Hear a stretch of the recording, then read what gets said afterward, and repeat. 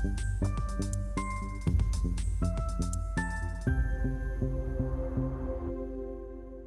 Sunnyside, Pastor Jesse here with another special edition of Bible Bites for this Advent season.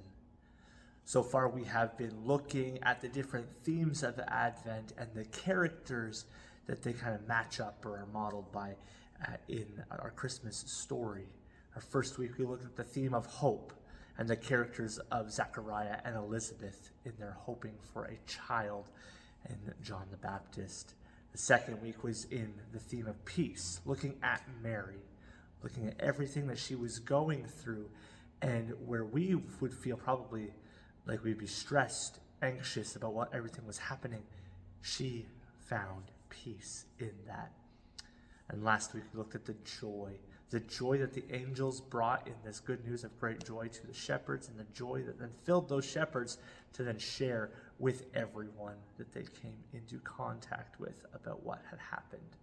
And today we look at the theme of love. As we light today's candle, I want you to think of what is the gift that you have been given at some point in your life that you have loved the most. Probably you get a gift that kind of looks like this, wrapped up, maybe even a bow on it. And what was inside that box? What was inside that package that you loved the most? I mean, I can think of many gifts throughout the years that I have loved to receive. When we were dating, my wife got me a guitar. That was probably one of those gifts that I will remember for quite a while. I loved that guitar. I get to play it most weeks here at Sunnyside. And then from one of my birthdays, a number of years later, I got another guitar. Loved that. Another Christmas, I got a bass guitar. As you can tell, I love music. That is one of my loves. But I have another gift that some of it was given, some of it had to have some choices made in order to receive that. But let's open this box and see what's inside, because this is one of my loves. These guys, this is my family.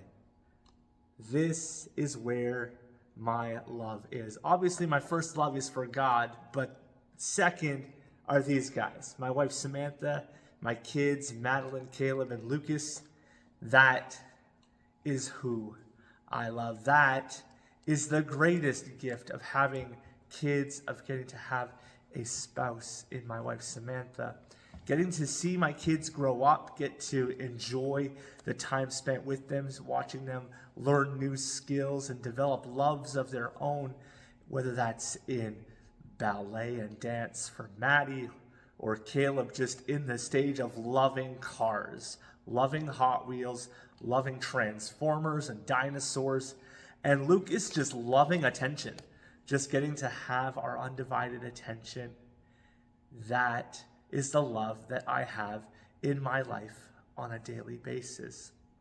But if we look at the love from the Christmas story, we're going to look at a character today that most people forget was there the whole time, and that's God.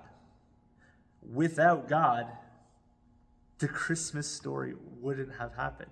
It would have been impossible.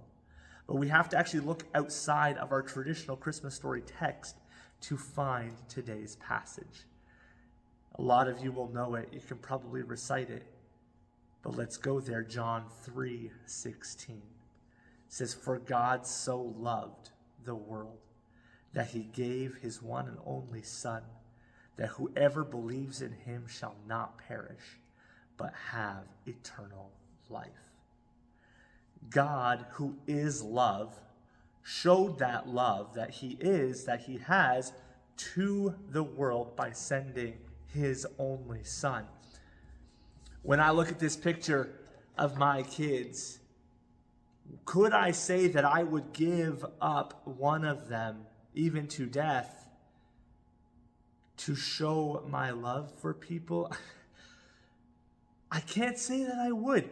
I would rather put myself in that place of putting myself at a risk, putting myself up for sacrifice instead of one of them, for the love that I have for them.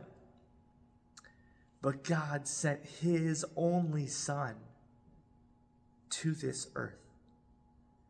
This Son became the gift of love at Christmas. And unlike us, where we have presents wrapped in boxes with little bows on top, God's gift of love was wrapped in strips of cloth, really in rags, placed in a cow's feeding trough, in a barn, not in a palace, not in a fancy crib,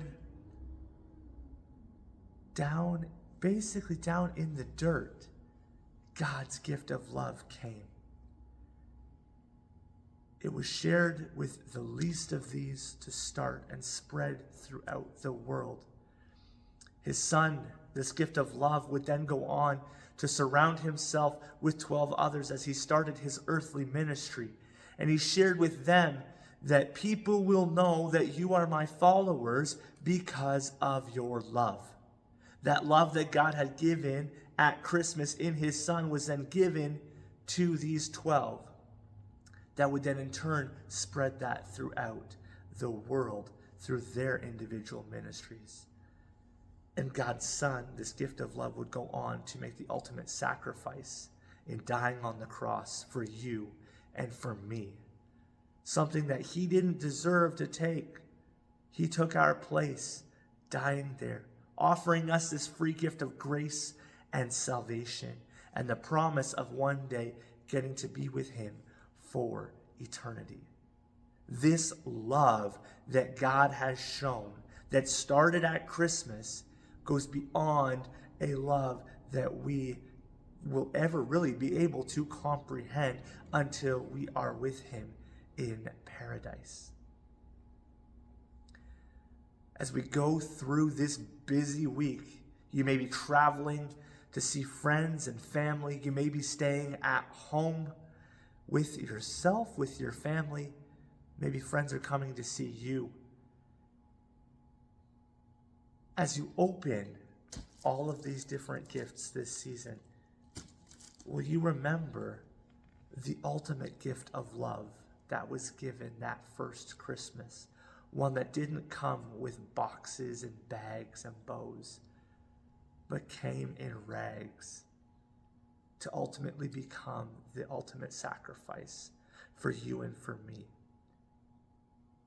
And as you think through that, how can you share God's love with others this season? As you ponder that, I will continue to pray for you as you look at this new found understanding of God's love for each of us that started at Christmas, went to Easter, and is here and present today for us to share with others. Look forward to joining you next week for another special edition of Bible Bites as we launch into a new year together. We'll see you then.